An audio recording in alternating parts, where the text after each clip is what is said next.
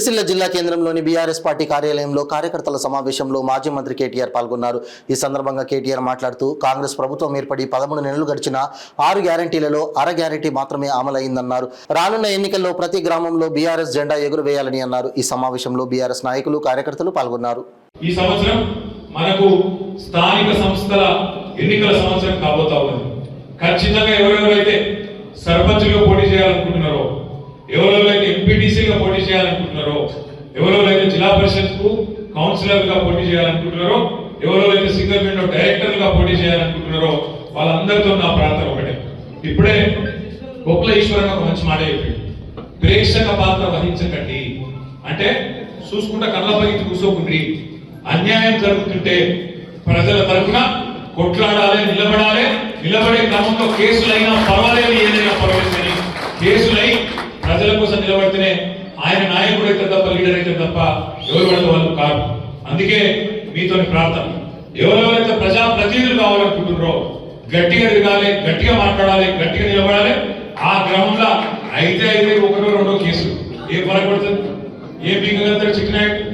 ఏమి కాదు, ఏం ఫరక్ పడది, ఏమి కూడా కాదు. మీరు ఎవరు భయపడక్కర్లేదు. మన కళ్యాణ్ గారు, ఆయనతో పాటు హైదరాబాద్ మొత్తం లీగల్ ఎవరెవరైతే చిల్లర వల్ల లీగులు ఇచ్చి రాయిస్తున్నారో వాళ్ళ సంగతి కూడా హైకోర్టులో తప్పకుండా నష్టపరిహారం కోసం దావా వేస్తాం, కొట్లాడతాం. అవసరమైన సుప్రీంకోర్టు దాకా కూడా వాళ్ళు వదిలిపెట్టాలని మాట కూడా దయచేసి మిమ్మల్ని కోరేది ఒకటే, మనము ఒక సంవత్సరం ప్రమాణం ఎన్నికల్లో ఓడిపోయిన తర్వాత కూడా సంవత్సరం మీరు అందరూ కష్టపడ్డారు, ప్రతి ఊళ్ళో కష్టపడ్డారు, ప్రతి గల్లీలో కష్టపడ్డారు. కాబట్టి పార్టీ ఇవాళ ఒక పిలుపు మీద కలిస్తానికి ఇంతమంది మీటింగ్ కాదు, ఏం కాదు, ఇలా ఒక్క మాట తీసుకెళ్ళి, ఒక మెసేజ్ తీసుకెళ్ళి ఇంతమంది మా తమ్ముళ్ళు మాటలు వచ్చాయి. ఇలా మనం అధికారంలో కూడా లేవు. నేను మీకు ఏగలిగే కూడా ఏం లేదు, మీకు తెలుసు, నాకు తెలుసు. అయినా ఇంత అభిమానంతో పార్టీ అంటే ఇంత ప్రేమతో కేసీఆర్ గారి మీద ఒక అనురాగంతో మీరందరూ వచ్చినారు. బాక్సింగ్ చేస్తున్న బాక్సింగ్ లో ఒక మాట చెప్తారు, మనం ఎంత గట్టిగా పంచుకొడతాం అన్నది కాదు, మనం ఎంత గట్టిగా అవతలం దౌడవీకులు గుర్తాం అన్నది కాదు. వాడు అవతలోడు ఎన్ని గుద్దినా కింద పడ్డా లేచి నిల్చొని కొట్లాడేటోడే నిజమైన మీరు, నిజమైన పోరాటం. వాళ్ళు కొట్టింది ఈ సంవత్సరంలో, వాళ్ళు మనం కొట్టింది ఒక 5-6 దెబ్బలు కొట్టింది. ఒకటి అసెంబ్లీ ఎన్నికల్లో స్వల్ప తేడాతో ఓడిపోయింది. అనుకోకుండా అతి విశ్వాసం అనండి, కొన్ని చిన్న పొరపాట్లు అనండి జరిగినాయి, కాదండి. మనం కూడా మనుషులమే, చిన్న తప్పులు జరుగుతాయి, చిన్న పొరపాట్లు జరుగుతాయి. జరిగినప్పుడు ఓటమి జరిగింది. వెంటనే మన సాగు, మన కేసీఆర్ గారికి ఈ తుంటి అంతా విరిగి 3 నెలల పాటు ఆయన కూడా తిరగలేని పరిస్థితి వచ్చింది. అటెంత వెంటనే లేచి పంటలు ఎండిపోతున్నాయంటే, ఈ సన్నాసులు నీళ్లు ఇస్తలేదంటే కేసీఆర్ గారు అంత ఇబ్బందుల్లో కూడా బయలుదేరి నల్గొండ, వరంగల్, కరీంనగర్ దాకా, మన సిరిసిల్ల దాకా కూడా తిరిగి ఆ బస్సు యాత్రలో భాగంగా తిరిగింది. ఆ తర్వాత కృష్ణా నది మీద పెత్తనం మొత్తం తెలంగాణ ప్రభుత్వం కేంద్రానికి అప్పచెప్తున్నది అంటే నల్లగొండలో భారీ బహిరంగ సభ పెట్టి గర్జిస్తే దెబ్బకే లేదు మేము అప్పచెప్తలేం, తప్పు చేసినామని చెప్పలేసుకున్నది కాంగ్రెస్ ప్రభుత్వం. ఆ తర్వాత పార్లమెంట్ ఎన్నికలు వచ్చినాయి. సరే, ఇక పార్లమెంట్ అప్పుడు ఒక విచిత్రమైన పరిస్థితి ఉంటే, దేశంలో మరి ఏ కారణం చెందనో కొంతమంది మంచి వాళ్ళని కూడా కాదనుకొని ఇద్దరు అటు 8 ఇటు 8 ఇచ్చారు. కాంగ్రెస్ 8 ఎంపీలు, బీజేపీకి 8 ఎంపీలు. వాళ్ళు 8 వీళ్ళు 8 ఉన్నారు. కానీ ఇప్పటివరకు సంవత్సరం అయింది, వచ్చింది మాత్రం తెలంగాణ గూడుస్తున్నాం. అందరికి అర్థమైంది ఎట్లయింది. చంద్రబాబు నాయుడు గారు, నితీష్ కుమార్ గారు 10-12 మంది ఎంపీలతో కేంద్రంలో చక్రం తిప్పుతున్నారో తప్పకుండా రేపు మళ్ళీ ఒక రోజు వస్తుంది. కేసీఆర్ గారి దేశంలో ఉండే ప్రభుత్వాన్ని కూడా సాధించే రోజు తప్పకుండా వస్తుంది. మళ్ళీ మన ఎంపీలు కూడా మనం గెలిపించుకున్న విషయం తప్పకుండా. ఆ విషయంలో కూడా ఆ రోజు కొంత మనకు నష్టం జరిగింది. ఆ తర్వాత మనం గెలిపించిన ఎమ్మెల్యేలు ఒక 10 మంది పోయింది. ఇట్లా ఈ సంవత్సరంలో చాలా దెబ్బతిన్నాం.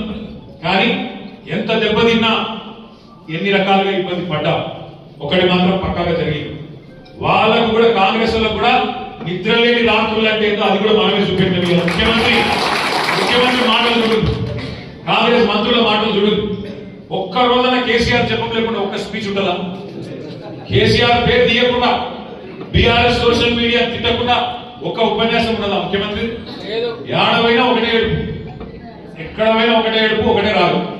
ముఖం బాగాలేక అద్దం పలుకున్నట్టు నడపశాత కాక రాష్ట్రాన్ని, ప్రభుత్వాన్ని పనికి మాల మాటలు మాట్లాడుతున్నాడు.